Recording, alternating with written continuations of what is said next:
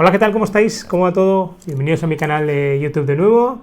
Muchas gracias por estar ahí. Tercera semana que seguimos grabando continuo.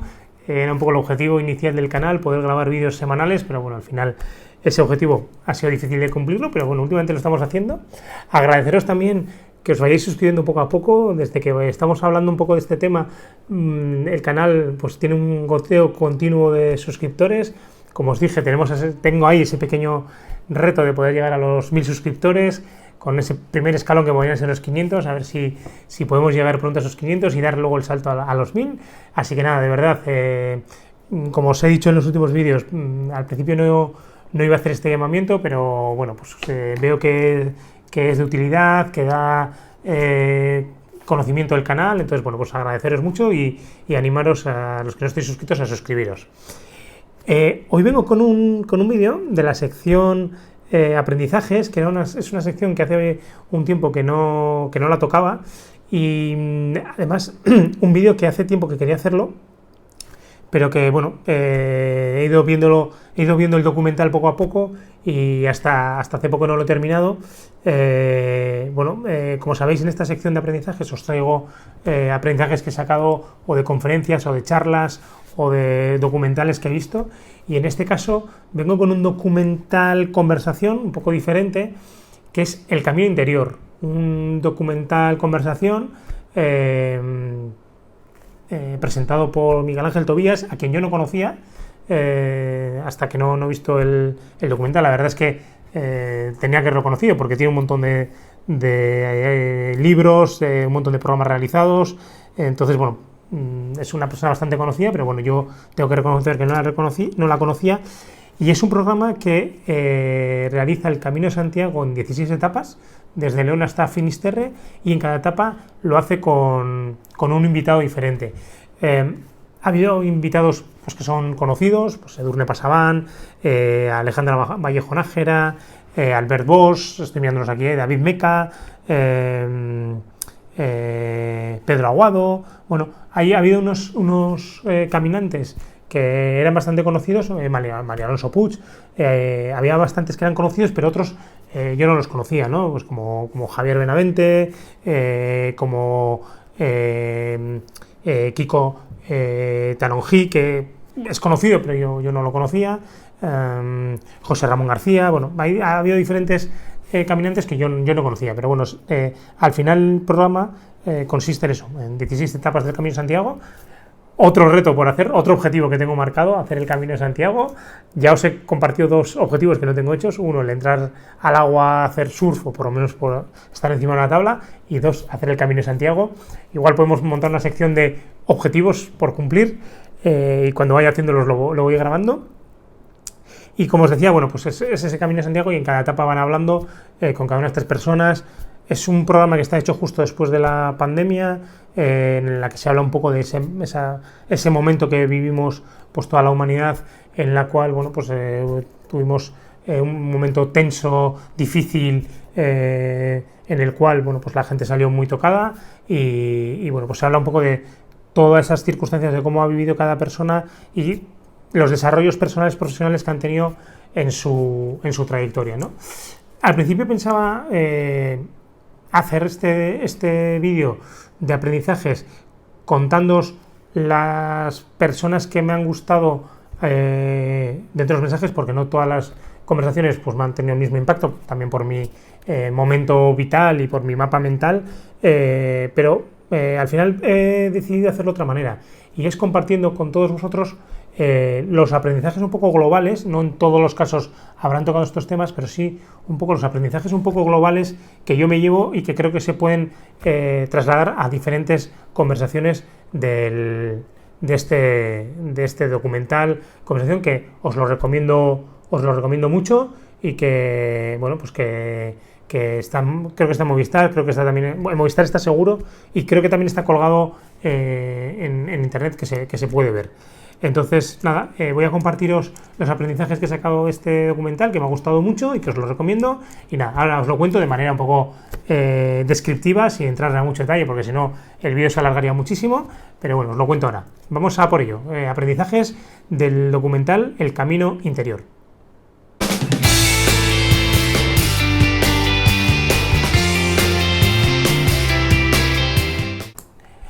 Bueno, pues entramos ya a hablar de este aprendizaje que he sacado del programa El Camino Interior. Es un formato que me gusta mucho, es muy parecido al formato que utilizo de Conversando con, lo que pasa que, bueno, pues con unos paisajes pues, muchísimo más bonitos, con un contexto mucho más idílico, con muchos más medios, obviamente, pero en ese formato de conversaciones. Es verdad que igual las conversaciones van por otros derroteros, pero bueno, parecido. A mí todo ese formato de conversaciones me encanta, ¿no? Entonces, bueno, lo primero, como os he dicho, recomendar verlo cada uno de ellos, porque además ver cada capítulo es un poco como parar, un poco, ¿no?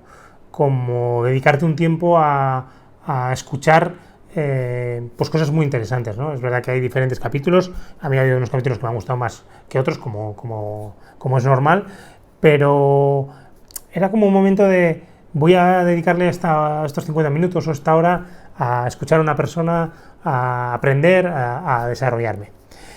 Bueno, y por compartir un poco, no está en una manera ordenada de cómo han ido los capítulos, sino un poco generalizada, como os decía, el intentar aglutinar los aprendizajes que yo he sacado de este documental, de estas conversaciones. Y el primero sería un poco el tema del propósito, ¿no? De tener un propósito en la vida. En general, todos los caminantes que han pasado, todos los invitados que han pasado, pues tenían un propósito en la vida, ¿no? De diferente tipo. Me gustó mucho cuando Edurne Pasaban decía que al final pues es difícil pedirle a una persona, a un operario que está en una línea de montaje lineal, que está continuamente haciendo el mismo trabajo repetitivo, que tenga un propósito ligado a su ámbito laboral, o a un repartidor. Pero puede que encuentre ese propósito fuera de lo que es el ámbito laboral, ¿no? Contaba la historia de un pintor que veía con una niña, ¿no? Pues el propósito de tener esa familia, o el mismo propósito yo qué sé, yo conozco gente que se dedica a trabajar 8 horas y luego su propósito es ir al monte, viajar, ir a ayudar a no sé dónde, tener un propósito más allá de lo que es pues lo básico, ¿no? Contaba Kiko Talonjí que, bueno, es presentador, periodista, yo no lo conocía, era una de las personas que lo conocía y que me gustó mucho, que, bueno, tuvo un momento vital complicado, creo que en el año 2013, si mal no recuerdo. Bueno, a raíz de eso se propone hacer un viaje en un trimarán, creo que digo bien, si hay alguna palabra que no digo bien, pues que me perdonen.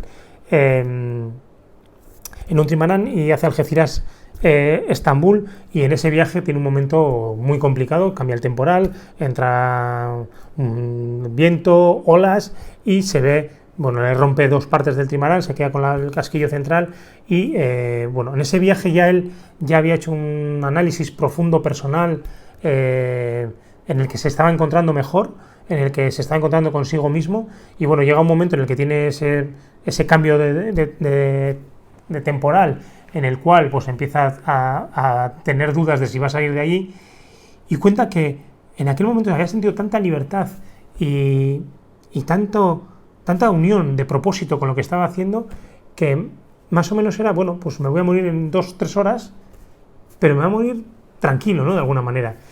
Ahí, contraponiendo a eso, Miguel Ángel Tobías, el presentador, cuenta cómo él casi se muere en los Andes, creo que tiene un libro, sobre este tema, cómo él casi muere en los Andes, pero muere por algo que él no quería hacer, o lo hizo bueno, porque 2 amigos lo iban a hacer y él también lo hizo, pero no era un propósito suyo, ¿no? Y cómo él vivió eso con una resistencia que, sin embargo, Kiko no la tenía, ¿no? Entonces, cómo ahí se ha compartido en diferentes momentos el hecho de cuando tienes un propósito, cómo puedes terminar una vida con tranquilidad y paz, porque tu vida la has vivido ligada a un propósito, ¿no? Entonces me quedo primero con esa parte, ¿no? de ese propósito, o sea, ese aprendizaje del propósito, que creo que es algo que todos tenemos que reflexionar y saber un poco, analizar de vez en cuando, pues cuál es nuestro propósito vital. Segundo aprendizaje, un poco ligado a esto, que baja un poco, que es la pasión, dedicarte a lo que te apasiona. Esta frase a mí me da un poco de miedo, porque a veces suena un poco como superflua, ¿no? Dedícate a lo que te apasiona, ¿no? Cuando pues puede haber diferentes condicionantes, pues por dónde, qué cosas te han pasado en la vida, por la mochila que llevas en tu vida, por diferentes circunstancias, ¿no? Entonces, decirle a algunas personas dedícate a tu pasión es complicado. Pero también es verdad que si no ponemos encima de la mesa eso, a veces también se pierden posibilidades de que la gente de verdad se dedique a lo que quiere, ¿no? No quiero poner otra vez mi caso, ahí tenéis los vídeos de cómo me empecé a dedicar a este tema del coaching y de la consultoría, el mundo del deporte, el mundo de la empresa, pero sí que había un punto reflexivo cuando tomas la decisión de decir, yo no me quiero morir o no quiero encontrarme cuando tenga 50 años, que ya va a ser mucho más complicado el cambiar de trabajo sin haber probado esto, ¿no? Como os he contado, yo tuve la suerte de diferentes condicionantes, pero creo que también hoy en día a los jóvenes se les educa en un punto, y que me parece bien y que estoy de acuerdo, en buscar estudios que se alineen con salidas profesionales que luego vayan a tener salidas, ¿no? Y estoy de acuerdo, y creo que hay que buscar esa parte y que hay que hacerles reflexionar. Pero también creo que no se pueden cortar las alas a gente que quiera estudiar filosofía, historia del arte, no lo sé, que igual me estoy equivocando y que son luego áreas que tienen un montón de salida, pero a ser posible no dejarnos limitar y poder vivir en función de lo que queremos conseguir, de que vivimos una sola vez y de que esto se acaba y de que ese punto de ya lo haremos o ya lo conseguiremos o ya pasará, pues no suele pasar. Entonces, qué importante es intentar estar alineado con la pasión, ¿no? Con lo que de verdad nos gusta hacer. Al hilo de esto, vamos un poco como bajando, propósito, pasión, la importancia del foco, ¿no? De enfocar hacia dónde queremos ir, qué es lo que queremos conseguir. Esto creo que lo dice Javier Benavente en un momento determinado, la importancia de tener un objetivo, ¿no? Javier Benavente es empresario, ha creado empresas muy relacionadas con el ámbito social, creo que una es la Fundación Alares, estoy hablando de memoria, hay algunas cosas que no tengo apuntadas, la Fundación Alares, la importancia de lo que él siempre ha conseguido, las cosas que previamente las ha visualizado. Y esto es un tema que a mí me gusta mucho, el tema de cuando vas a diseñar dónde te quieres ver, dónde quieres estar, visualizarte en ese sitio y enfocar hacia allí, ¿no? Entonces, en la medida que pones el foco en lo que quieres conseguir, tienes más posibilidades de llegar. No siempre vas a conseguir todo en todo lo que te enfocas y en todo lo que quieres conseguir, pero te va a dar ese punto de energía para poder conseguirlo, ese punto de focalizar toda tu energía en poder ir a por ello, ¿no? Y quitarnos un poco las excusas, que es el siguiente aprendizaje ligado al miedo, a los obstáculos. Miguel Ángel Tobías, el presentador, creo que dice que tiene una charla que es la vida está al otro lado del miedo. ¿Cuántas veces nos ponemos el miedo por delante para no hacer cosas, ¿no? El síndrome del impostor, yo no puedo hacer estas cosas. ¿Cuánto nos limita el miedo y cuánto limita en nuestra vida el miedo? Y al final, hemos hablado también del miedo, y ahí tengo un vídeo también que es el de la toma de decisiones. Cómo al final, primero el miedo, voy a hacer una frase muy utilizada y que a veces cuando utilizas una frase que se repite mucho, pues no es lo ideal, pero el miedo, el valiente no es el que no tiene miedo, ¿no? Sino el que supera el miedo. Pues en esa parte no déjanos limitar por el miedo en nuestra vida, ¿no? La primera protagonista es Alicia Sornosa, creo que es. Aquí pone Sorsona, pero no creo que es Sornosa. Que es la primera Sornosa, la primera mujer de habla hispana en dar la vuelta al mundo en moto en solitario. Además, siendo mujer, dice cuánto miedo nos han inculcado, ¿no? Cuántas limitaciones nos han inculcado en la vida y cómo tenemos que superar esos miedos para poder conseguir cosas, ¿no? Y un poco al hilo de lo que dice Miguel Ángel Tobías, el hecho de que la vida está un poco al otro lado del miedo, que por supuesto es normal tener miedo, es una emoción que nos ha ayudado mucho a evolucionar, es una emoción que nos ha ayudado mucho a conseguir cosas en nuestra vida, es una emoción totalmente útil y vital, pero siempre y cuando no nos limite, cuando sea una emoción útil, cuando sea una emoción que nos ayude a adaptarnos.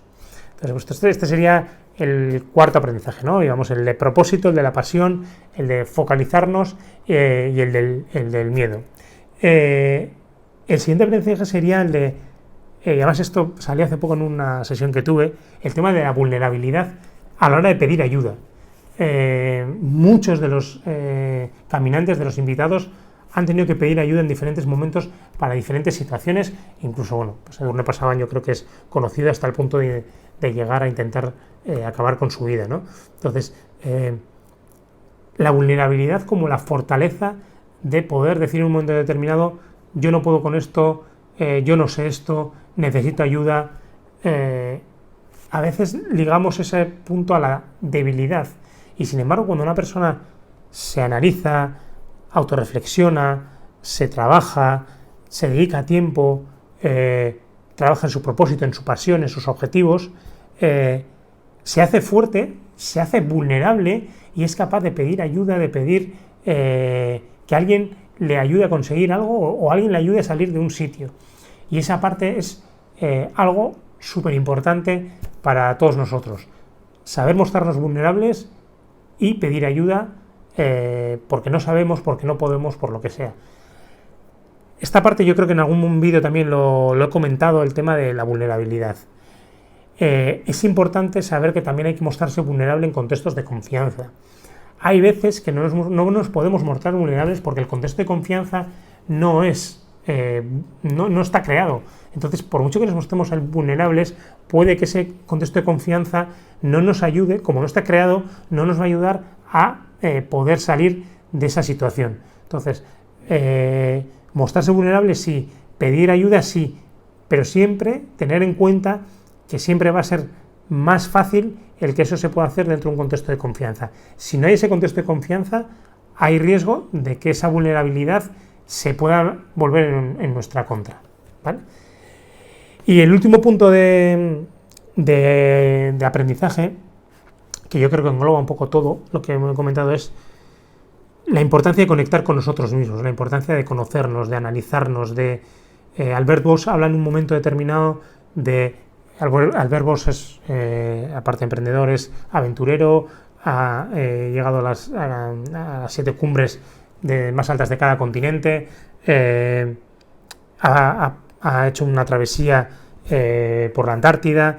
Él hablaba de la importancia de saber estar solo, no porque nos toca, sino porque también elegimos poder estar solos. La importancia de saber convivir con nosotros mismos, conectar con nosotros mismos, entendernos a nosotros mismos, ¿no? Y hoy en día pasa mucho que cuando estamos solos o nos ponemos el ordenador, nos ponemos la radio, nos ponemos la tele, necesitamos algo que nos haga compañía porque no hemos aprendido a estar solos. Y al final, si estamos solos, si sabemos estar solos, vamos a saber tener esa estabilidad, ese equilibrio en nuestra vida, ¿no? Y para eso hay que trabajarse, para eso hay que dedicarse tiempo a uno mismo, reflexionar, analizarse, utilizar la herramienta del análisis del día, de saber dónde estamos, de hacernos conscientes de nuestro día a día, de no tener miedo a reconocer que no estamos donde nos gustaría estar, a reconocer que pues por donde vamos no estamos bien, o sí, o reconocernos que estamos bien, que estamos a gusto, que lo estamos disfrutando. Ese punto de conocernos a nosotros mismos creo que engloba un poco todo el documental, ¿no? La importancia de esa conexión. Hablan un poco de la importancia, que igual no he hablado mucho en este vídeo, de la importancia del camino de Santiago como un camino en el cual te vas descubriendo y que cuando empiezas y terminas no eres la misma persona porque has pasado tiempo contigo, porque te ha dado tiempo a parar, a pensar, a reflexionar. Terminaría con este aprendizaje, ese punto de conectar con nosotros mismos.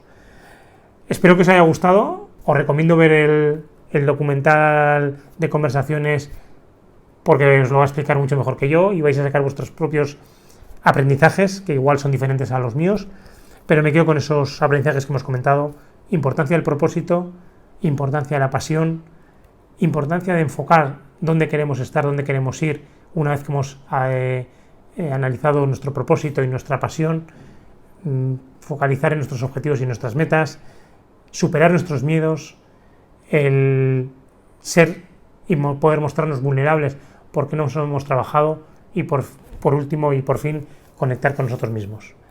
Bueno, aquí os dejo este vídeo de la sección de aprendizajes. Si os ha gustado, como siempre, darle a me gusta, lo que hay ese. Si os gusta el canal y no estáis suscritos, suscribiros, compartirlo.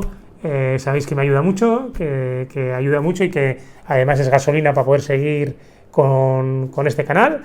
Así que nada, disfrutar mucho del tiempo que viene. Pronto mucha gente empezará vacaciones, disfrutarlo. Espero venir pronto con otro vídeo de otra sección y nada, cuidaros mucho y a por ello.